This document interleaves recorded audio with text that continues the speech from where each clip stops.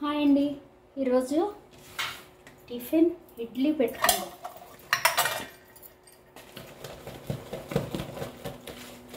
ఇడ్లీ పిండి 1 మినపప్పు అయితే 3 రవ్వ వేసి నానబెట్టి పెట్టుకోవాలి.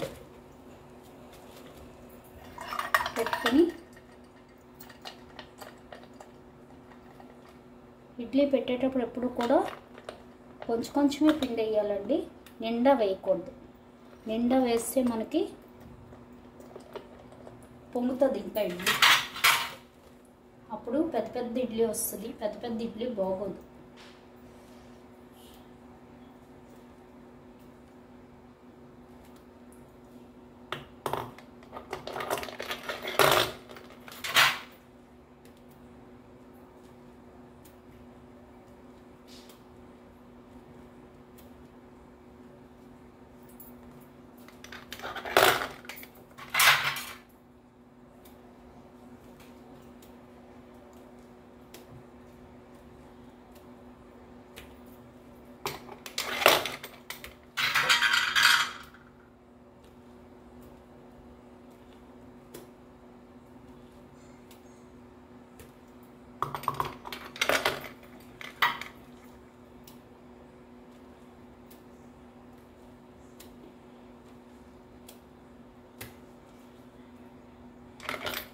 చూసారు కదా, ఇలా పెట్టేసుకుని ఇప్పుడు మనం వాటిని ఆవిరి పెట్టుకుందాం.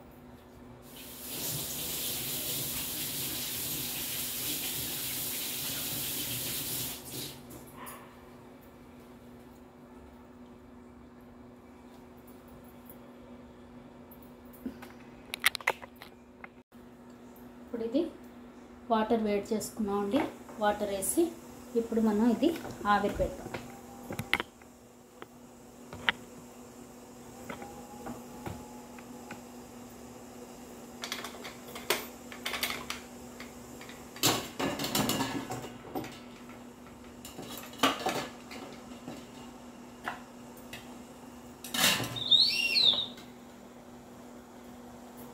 చూసారు కదా, ఇప్పుడు ఇది ఉడకనిద్దాం కాసేపు.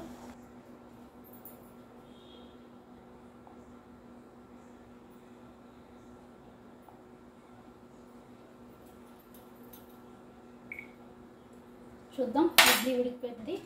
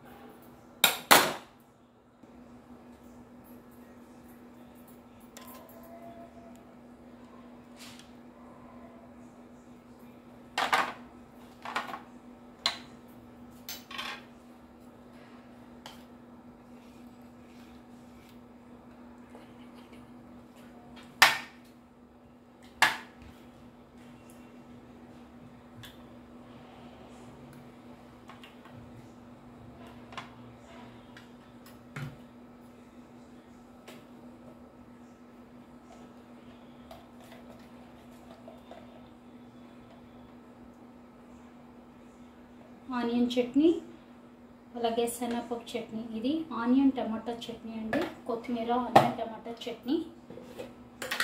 అలాగే జింజర్ చట్నీ, జింజర్. ఓకే, ఇది గన్ పౌడర్ అండి, గన్ పౌడర్. అలాగే ఇది కారపొడి, ధనియాల కారపొడి. ఇప్పుడు ఇందులో కొంచెం ఆయిల్ వేసుకుంటే సూపర్ ఉంటుంది. రెండిట్లో కూడా ఆయిల్ వేసుకుంటేనే బాగుంటుంది. ఇప్పుడు ఇడ్లీ తీద్దాం.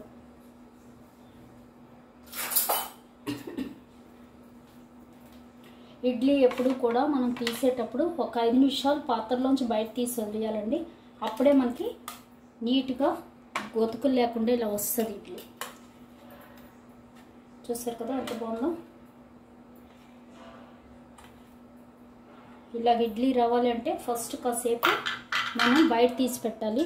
ఇలా మన పాత్రలో తీసిన వెంటనే తీస్తే ఇడ్లీ బాగా రాదు, గొతుకులు గొతుకులుగా వస్తుంది. చూసారు కదా, కాసేపు ఇలా పక్కన పెట్టి ఒక 5 నిమిషాలు పోయాక తీస్తే నీట్గా వస్తుంది. ఇలా చూడండి ఎంత బాగా వచ్చిందో. చూసారు కదా, ఇలా నీట్గా. చూసారు ఎంత మెత్తగా ఉందో. ఇడ్లీ కూడా చాలా మెత్తగా ఉంటుంది. చూసారు కదా, ఇప్పుడు ఇలా తీసాం కదా, ఇప్పుడు ఇలా తీస్తే నీట్గా వస్తుంది. ఓకే, ఇవాళ ఇడ్లీ, శనగపప్పు చట్నీ, టమాటో ఆనియన్ చట్నీ, అల్లం చట్నీ, గన్ పౌడర్, కరివేపాకు పొడి సూపర్ ఉన్నాయి కదా అన్నీ. తినండి, సూపర్ ఉన్నాయి. చూసారు కదా ఇడ్లీ ఎంత బాగుందో, పువ్వులాగా నీట్గా సూపర్ ఉంది, మంచి మెత్తగా కూడా ఉంది. Thank you.